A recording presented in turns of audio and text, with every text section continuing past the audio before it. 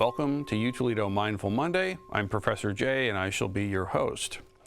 One of the areas that causes us great difficulty and also great joy is our relationships with others, right? And it turns out that one of the most painful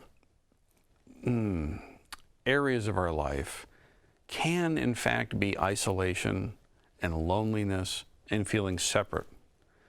Now, we're social creatures, right? We're kind of part predator and part herd creature. To some level, we need individuality and singleness and uniqueness, but in another way, we really need to be connected with each other. And it turns out that if we don't pay attention to that in the right way, we can end up chronically being alone. We can feel really disconnected, even when we're surrounded by people. You know, many times I had the experience being on the subway, let's say in Boston. You're surrounded by people and feeling really alone. So I'm going to suggest this.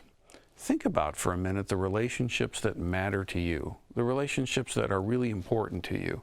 It might be family, you know, and you might think about who that is for you, your parents or your siblings or your spouse or your kids, depending where you are in life.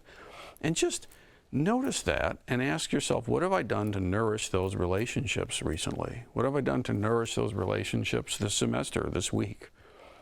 Then also consider friendships, you know. Who are the people in your life that you would actually count as friends? Just honestly, who are they? Are there any? And notice them and take care of them.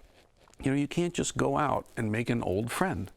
I've got friends in my life, I can say now, a few that I've known since I was really, really young, and they're precious to me. And I make sure that I take time to nourish those relationships, even though they don't live anywhere close to here, Chicago and New York City. But we make sure we stay in touch, at least an amount. And then, I have to say this, and it's a painful thing to say, there are some people that are actually toxic.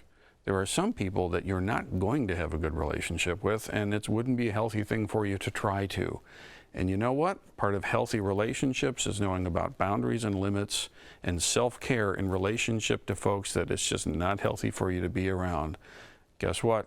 That's the third thing to pay attention to. Who are the people that you know are toxic, at least for you, and that are people that you really shouldn't be spending time with, and you shouldn't be giving the keys to your car, right, mentally?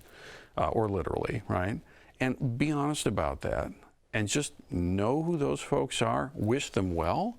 Maybe have good intention. May they find joy. May they find ease. May they find peace. And may they not be in my space, because it's not good for me to be in that space with them.